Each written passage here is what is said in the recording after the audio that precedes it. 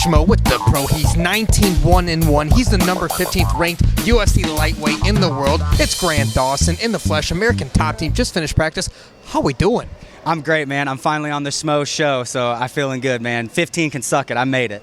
Hey, you've earned it, my friend. You've been at this gym now for a little over a year. You've trained with the best move of your life, or what?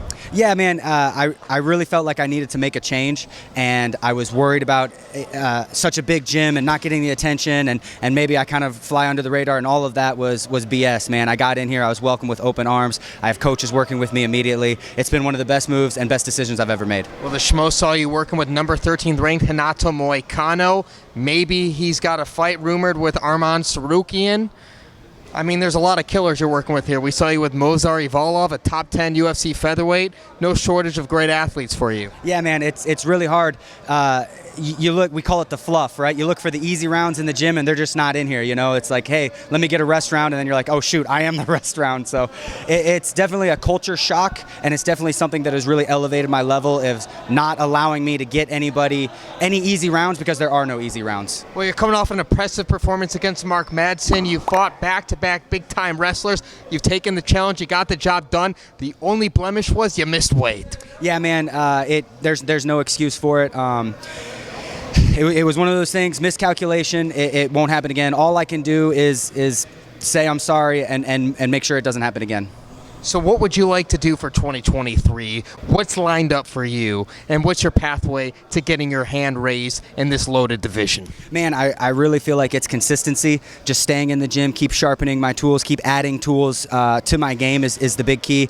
My goal for the end of this year is I want to be ranked in the top 10. I think that getting into the top 10 and hopefully top 5 by next year is very doable for me, and by the end of 2025 I want to be a world champion. So who are the names you got to take off? Who's on your wish list of who you want to fight in this loaded division? Man, there's always these dreams fight. You know, Dan Hooker, I've been watching him for a long time. He's somebody that I would love to fight, but there's no shortage of guys. I believe I'm matched up June 3rd. I have an opponent. He has said yes. I have said yes, but there hasn't been a contract yet, so I'm really hoping that we hear some news about that soon. So we'll look out for that. Let's talk about two guys in the top 10 going down to London Town, UFC 286. We're talking about Rafael Fiziev, who's been inside these confines, against Justin Gaethje.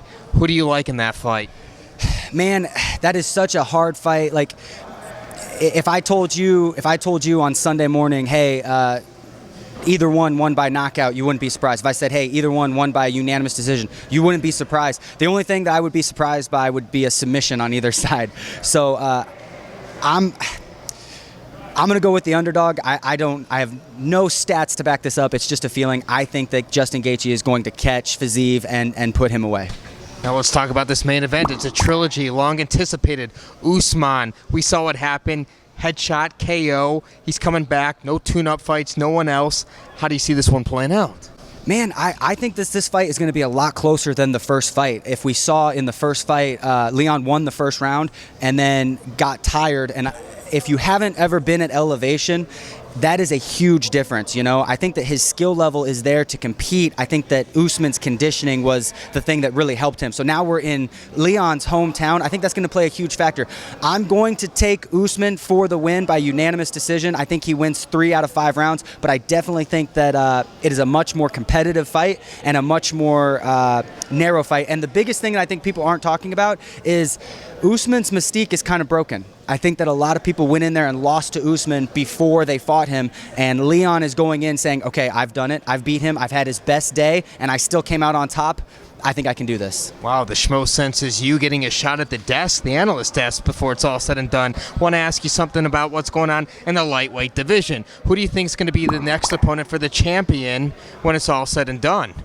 Islam, who's he going to be facing? Is it going to be the rematch against Volkanovski? Is it going to be the winner of Charles Dubronx Oliveira and Beneil Dariush? I think that fight is a little bit different. I think that if Dariush wins, he should get an immediate title shot. I think there's nobody else other than Dariush. But it's one of those weird situations that if Oliveira does win, I don't think he gets a title shot off of that. I don't think his performance was good enough to warrant hey, something different could happen. You know, he hasn't had enough time to make adjustments, fix things, and come back stronger, whereas we've never seen Dariush fight Islam. So who can say what's going to happen in that fight? We already kind of know what's going to happen in the Oliveira fight. So Dariush wins, he's the next one up. If Oliveira wins, I think he needs one more. I think he gets the winner of Gaethje and Fiziev. That's what I think happens next. So who's holding the gold strap to end 2023 in the lightweight division? I'm going to say, and still, I think it's going to be Islam at the end of 2023. But I'm telling you, 2025, you're going to hear and new. Final message for all the Grant Dawson fans out there worldwide. Thanks for being along for the ride. And if you're not on board yet, I think after this next fight, you're going to be. He's the pro. I'm the Schmo. American Top Team. We're out.